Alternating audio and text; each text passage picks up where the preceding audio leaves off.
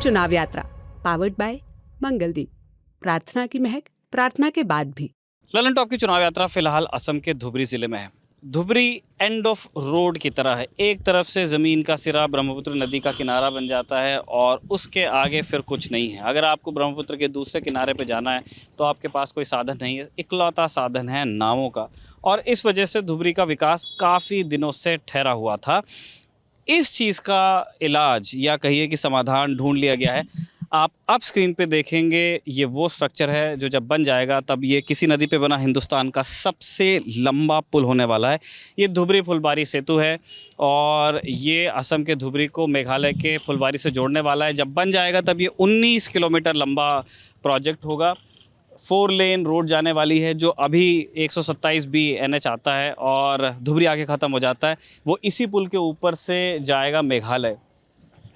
ये पुल 5,000 करोड़ की लागत से बनाया जा रहा है। 2-2.5 साल तकरीबन इसमें काम हो गया है और इसकी डेडलाइन बताई जा रही है 2028।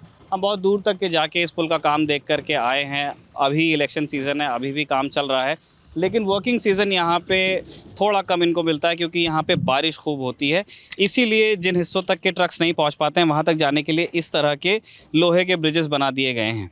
इसके ऊपर से जो कंस्ट्रक्शन एजेंसी है फ़िलहाल L&T जिसको कॉन्ट्रैक्ट मिला है, उसका इक्विपमेंट जाता है और जहाँ पे इस तरह के पुल से भी नहीं पहुँचा जा सकता है वहाँ पे फेरीज़ पे रख के ट्रक्स को आगे ले जाया जाता है और इस पुल का काम चल रहा है। बहुत सारे पिलर्स बन गए हैं, बहुत सारे पिलर्स अभी बनना बाकी हैं। ये पुल कैसे इस इलाके की ज़िंदगी को आसान करेगा, apart from being a record जो कि बनने वाला है, हिंदुस्तान का सबसे लंबा पुल हो जाएगा किसी नदी के ऊपर, वो रिकॉर्ड बन रहा है। उसके अलावा लोगों की ज़िंदगी पे कैसा असर पड़ेगा वो हम समझेंगे। प्रार्थना की महक, प्रार्थना के बाद भी।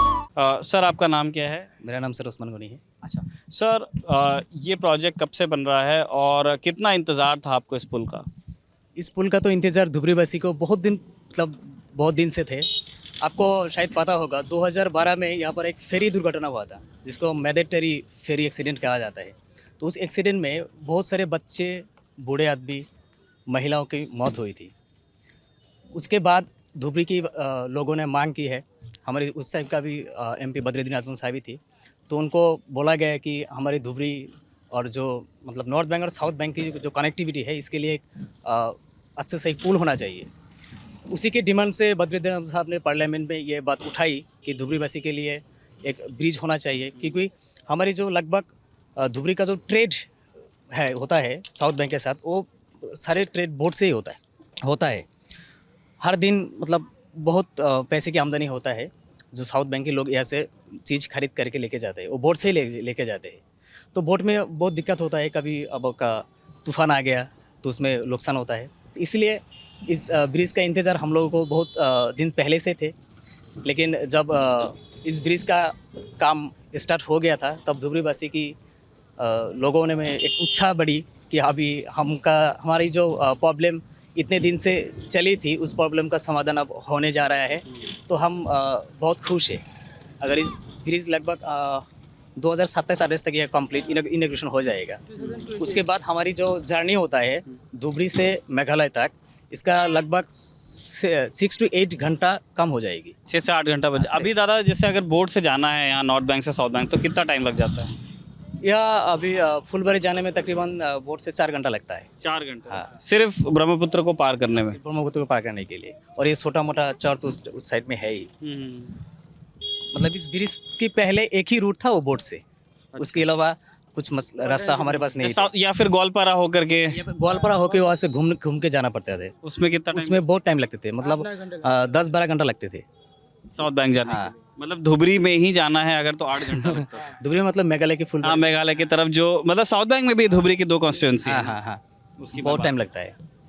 तो अभी ये मतलब हम लोगों के बीच बहुत उत्साह है कि अच्छे से ये ब्रिज हो जाए, हम भी देख पाए। मैंने देखा कि जैसे बहुत सारे लोग मतलब इस पुल को देखने भी आते हैं, मतलब सेल्फी वेल्फी ले रहे थे लोग वहाँ आगे जा कर के। ईद का माहौल है तो बहुत सारे लोग इस तरफ घूमने भी निकलते हैं।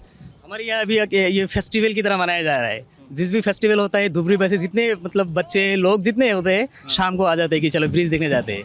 यहाँ पर आप देखेंगे शाम होते होते बहुत भीड़ हो जाएंगे। यहाँ पर लोग इकट्ठा होते हैं। हाँ, लोग इकट्ठा होता है। वहाँ पर देखिए रेस्टोरेंट भी बन गया है।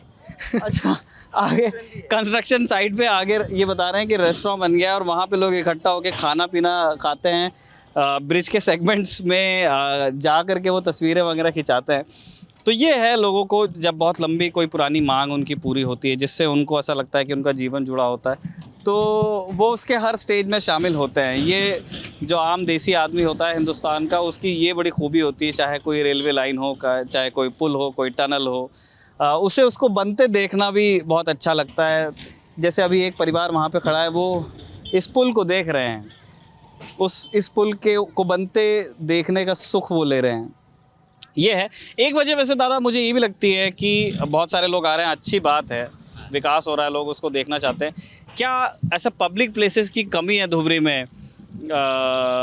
क्योंकि मुझे शहर बड़ा कंजेस्टेड लगा, तो जहाँ भी कोई एक ओपन जगह उनको मिल जाती है इकट्ठा होने के लिए, क्या ये भी वजह लगती है? हाँ, ये प्रॉब्लम एक है। धुबरी टाउन में हमारे जितना मतलब टाउन जितना बड़ा है उससे कहीं ज़्यादा पॉपुलेशन है। यहाँ पर हम अब रास्ते में चलते हैं तो बाइक पार्किंग करने के लिए जगह नहीं होता है। हमारे बाइक भी नहीं खड़ी कर, बाइक हम पार्किंग नहीं करने पाते हैं। मतलब वहाँ पर सिर्फ शॉपिंग मॉल है, लेकिन वो मतलब स्पेस नहीं है ज़्यादा। और वहाँ पर छोटा एक पार्क है, डीसी बंगले के पास ही छोटा पार्क है, वहाँ पर लोग जाते हैं घूमने के लिए। लेकिन यहाँ पर एक पूरा मतलब बहुत खुला जगह है, तो यहाँ पर ही लोग आके को मतलब अच्छा लगता है। ठीक है। हमारी बड़ी कोशिश थी कि हम आपको इस पुल का कंस्ट्रक्शन जहाँ आगे साइड पे हो रहा है वो भी दिखाते, लेकिन हम लोग दरअसल आज पूरा दिन धुबरी के मतलब ब्रह्मपुत्र के अंदर जो नदी द्वीप हैं जिनको चौर कहा जाता है यहाँ पे, वहाँ से हैं। पूरा हुलिया बदल गया है, पैर से लेके बाल तक के धूल में हम नहा चुके हैं। इसलिए अब हमने उस प्लान को ड्रॉप किया है। लेकिन मैं कुछ चीज़ें आपको बता सकता हूँ। ज़्यादातर जो इसके पिलर्स हैं पुल के, उनका काम लगभग अब पूरा होने को है। नॉर्थ बैंक के साइड से अगर आप देखेंगे तो आगे जहाँ नदी की धारा है वहाँ पे कुछ पिलर्स पे काम अभी भी चल रहा है। कुछ जगह वेल सिंकिंग चल रही है। वेल सिंकिंग मतलब जो नींव होती है उसे खोदा जा रहा है। अब जिस जगह पे हम खड़े हैं वहाँ पे ये पियर बन चुका है, पियर कैप लग चुका है। और ऊपर जो आप ये पूरा स्लैब देख रहे हैं ये एक साथ नहीं बनता है। ये जो छोटे छोटे ब्लॉक्स आपको दिख रहे हैं उनको यहाँ पे ट्रक्स पे रख के लाते हैं, लॉन्च करते हैं, और जैसे एक माला पिरोई जाती है उस तरह से एक माला की तरह इसको पिरो दिया जाता है और फिर करती जाती है इसकी स्ट्रेसिंग। तो ये एक सीध में खड़ा रहता है। ये एक बेसिक, मैंने बहुत बेसिक आपको बताया है इस पुल की इंजीनियरिंग के बारे में।